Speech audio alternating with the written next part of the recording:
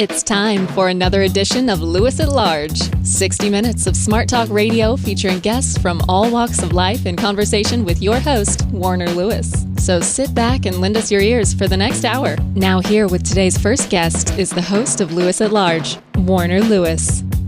Well, welcome everybody to another segment of Lewis at Large. Yours truly, Warner Lewis from the flight deck, and of course that means some very smart talk radio is in your future, and this segment is absolutely no exception. Very happy to have a very special guest with us, Beverly Delich. She was Beverly Delich. Here's who she is. She has long been a fixture on Vancouver, Canada's cultural scene from her years as a soloist and entertainment coordinator at the Pacific National Exhibition. She has also worked very, very closely for many, many years with the late Ray Carroll of the Platters. She also has a ownership of Silver Lining Management Talent Agency. She was born in Montana, moved to Vancouver, and is very, very happy there. Having been in that area recently, I can tell you it is one of the most beautiful areas in the world. She has a brand new workout called Come Fly With Me, Michael Bublé's Rise to Stardom, a memoir, and we will talk to her about that and all things cultural indeed. Bev, how are you, my friend? I'm fine, thank you. How are you today? Well, we're good. As I said earlier, we're envious of what part of the world you live. What a wonderful spot. I am curious. You were raised or spent quite a bit of time in Montana, moved to Vancouver. How did you get into the entertainment business? Take us on the journey to get you there. Well, actually, I was in interior design, and I was out to dinner one night. That was my profession in interior design. I was out to dinner one night, and I met the owner of this club, and his name was Ray Carroll. And then he got up and started to sing, and then I found out he was with the second generation of the Platters. And, of course, that was some of my favorite music. And I got to know him very well. And then one day he asked me to come into the entertainment business. He said, I think you'd really like it. I'll teach you all the ropes, and I think you've got the personality, blah, blah, blah. And I did. And so we formed a partnership and started an agency. So we're going to say the rest is history, although I know that history is still being written. When you got into this, what kind of adjustments did you have to make professionally, and how did you have to rearrange maybe the way you viewed the world? Well, I had to find out the way a whole new genre operates, like you said, in the entertainment business, because it wasn't the same as just visiting people's homes and giving them a new look. And I learned a lot from Ray. We met a lot of people in the industry, and we started from there. And then we started organizing talent contests, which Ray thought would be a good idea. And it turned out to be a very good idea. And one of the contests we ran at a small club in Vancouver, Michael Bublé was the entrant. And he won that talent contest, and I had overlooked, much to my dismay, the fact that he was underage and had to disqualify him, and that's how we met. Wow. So you got to say, hi, I'm Bev. You're disqualified. Good news and some bad news. I said, you won. The good news is you won the contest, and the bad news is, I'm sorry, I hadn't noticed on your application you're underage, and you're really not allowed to even be in here. So of course he was very disheartened, and I was too, because he was such a talent. You know, the story you told, I haven't heard that exact story before, but it does remind me of some other stories of those that have tremendous talent. Many times will stretch the envelope to be noticed, and that seems kind of what happened here. Yes. I had, at that time, I was working at our summer fair coordinating community entertainment. And so it was months later, excuse me, I called his home and told his mom that I had this program at our exhibition for ages 13 to 21, a talent contest, and I thought Michael should enter. And so he entered the talent contest, and he actually won that. And part of our winnings were to go to Memphis, Tennessee to compete in the Youth Talent International, and that was a fun time. And that's really where we started. You know, most of our listeners have a pretty darn good idea who Michael Bublé is, but for those that do not, share with us a little bit about his career. And again, we know that that's part of the essence, obviously, of Come Fly With Me, the recent work that you've done. But what was special about him? What made him stand out? And what was that thin line that he was able to cross into superstardom that others might not be able to cross? Well, first of all, he has, as people have said, a voice like butter. Everything he sings is just beautiful.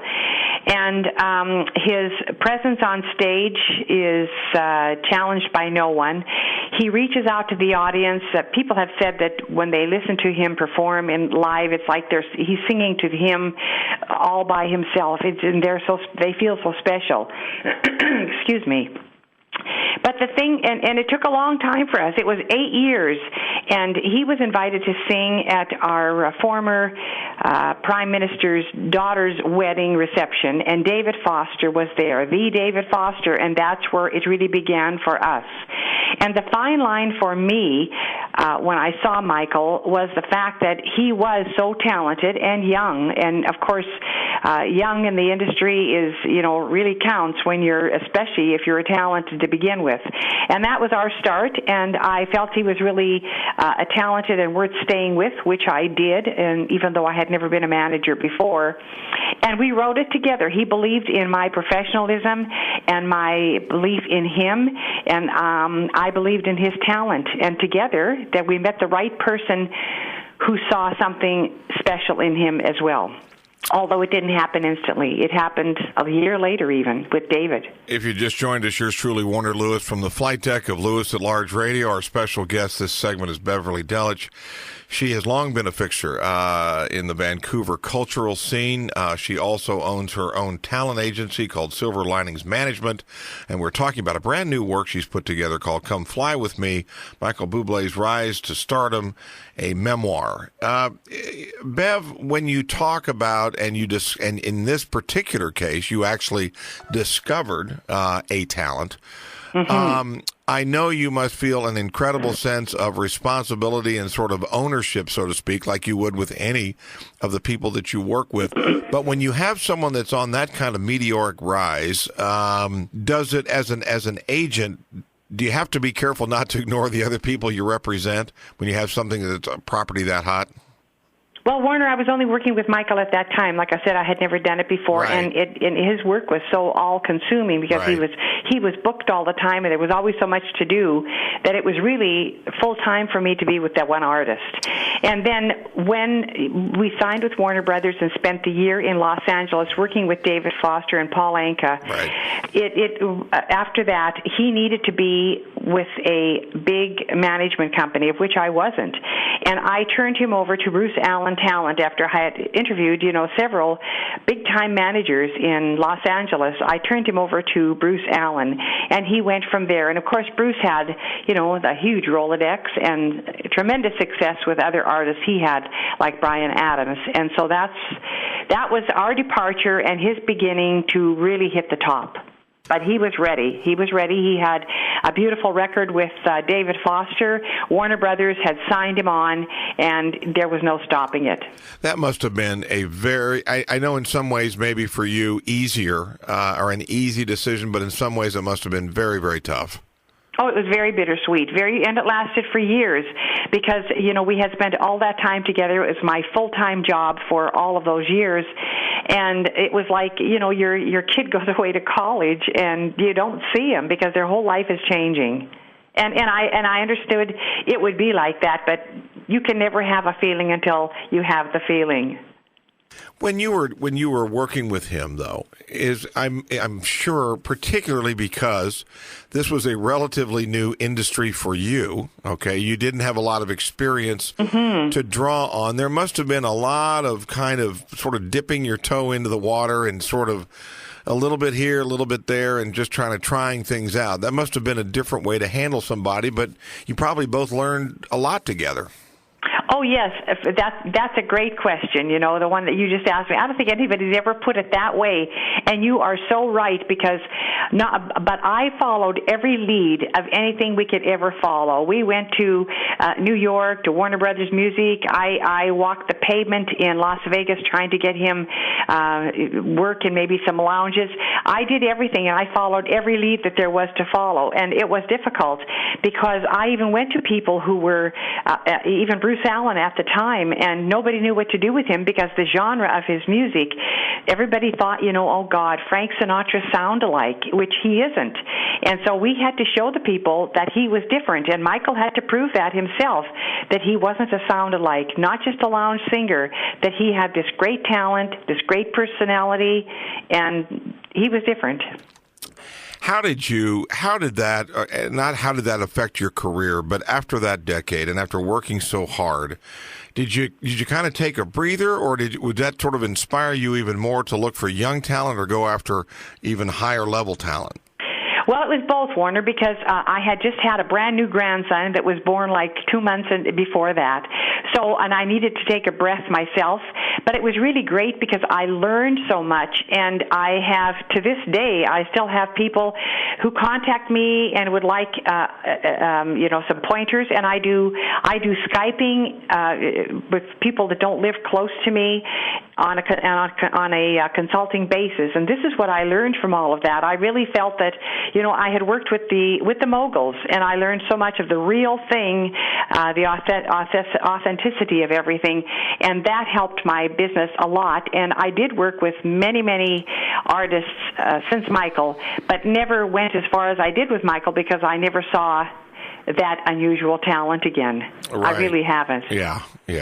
You have a lot of stories. And again, I know in some of the notes here, you even have stories about performances with Jay Leno, Paul Anka, and even the former Canadian Prime Minister. If you would, share a little pieces of those, if you would.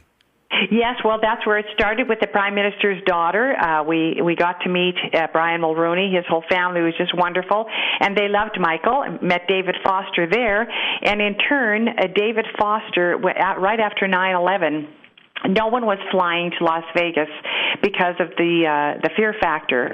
And David Foster called me one day and said, Jay Leno is going to do 2 free shows in Las Vegas if people will fly there to get the fear out of them again. And I'd like Michael to open for him. So you can imagine I was over the moon. Right. So we did fly down. Michael opened for Jay Leno for 2 nights, and it was just wonderful. They were sold out shows, and it kind of got the buzz going again about, okay, let's get on the airplane. Myself, I never felt safer because security was so tight. I felt actually very good flying then. And then at that very time, when we were all set to fly back to Vancouver on that Sunday, David called us and told us to come and meet his friend Paul Anka, and that's how we met Paul Anka as well. And Paul Anka actually was the one that stepped up to the plate and said that he would work with David to help us get this CD going, and that's how that started. What, as you look back, and again, you're very familiar with the world of entertainment, but what was it? Michael is able to transcend gender here, and by that in terms of his fan base, and that many times is unique. He can be as popular with males as he is with females, and that's unique. Well, Warner, it's the music as well. The music is classic. It'll never go away. And when Warner Brothers actually signed him, David had finished making the CD, and Warner Brothers had not signed him, even though David was an executive component of Warner Brothers. And he arranged for a meeting one day with Tom Whalley, the president of Warner Brothers, and said to Michael, well, you better go in and see if you can sell yourself on why you think they should sign you. And to make a long story short, Michael said to Mr. Whalley, I'm not Frank Sinatra. I'm not a sound-alike. I love this music. I learned it from listening to my grandfather play it all the time. It's in me, and it's time for our generation to be reintroduced to this music. So now you had the older generation, as you say, who already loved that music, people like myself. That's why I loved being with Michael. He sang my music. And then the new generation that fell in love with him singing these songs, and they loved him as a person besides his voice. So it all clicked. And like you said, there's both generations now. As we sort of start to examine, let's talk about the book here specifically, Come Fly With Me. Easy to write, difficult to write, difficult to make decisions. How personal do we get here? Tell us a little bit about, and again, because I know you're a journalist, I understand that, but this was a decidedly personal work, you can tell. Well, actually, I'm not the journalist. I called a journalist to write this for me, a person whom I love how she writes. And I had always wanted to write a book before I even met Michael, because my life was very interesting from a very early age, and every event or action always turned into something else on a new road all the time. And my friends used to always say, "Oh my goodness, you need to write a book." And while I was with Michael, his parents used to always say, Bev, his mom, "Bev, don't forget to put that in there. Put that in your book." And so when it was time, it took me, several years even after I came home from Los Angeles until I was really ready. And then I called Shelley Frolick, who was the writer that I loved reading, and asked her, and she was just game right away as soon as I met with her, and she started hearing the stories and what it was like. And so we loved doing it. It took us 2 years. And as far as the legal stuff, yes, I had everything to draw on. I had journals that I had kept, calendars of all our travels, and I had clippings. So everything was authentic and real. And yes, I knew the places that I had to have guidelines legally. And when it was all finished, I had it legalized, so to speak. And there was nothing in there. Of course, there's nothing offensive.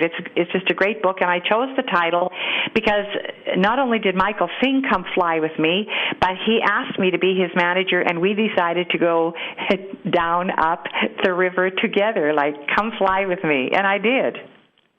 Well, it is an extraordinary work. It is firsthand. It is an inside look at humanity. It's an inside look at the entertainment world. It's an inside look at relationships. It is called Come Fly With Me, Michael Bublé's Rise to Stardom, a memoir by Beverly Delich. She is, again, probably first and foremost, she's a grandmother. How about that? First and foremost. Exactly, a grandmother, too. Yes, I was there. And also, Warner, just so they know that if the local bookstore doesn't have it, on Amazon.com or .ca, delivers in 2 days.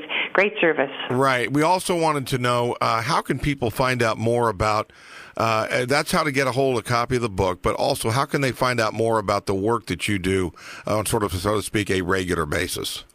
Well, my website is silverliningmanagement.com. Silverliningmanagement.com. Yes, it tells. I have some. I have contact information and some guidelines if somebody wanted to call me to get some pointers or some consultation, etc. Everything is on my website. And the book is published by Douglas and McIntyre Publishing. It's printed up in Canada. And again, Bev, thank you so much for spending part of your day with us today. An extraordinary career of the talents that you work with, and we appreciate you sharing it. Kind of in a retrospective. Warner, it was a wonderful interview. I thoroughly enjoyed the interview with you.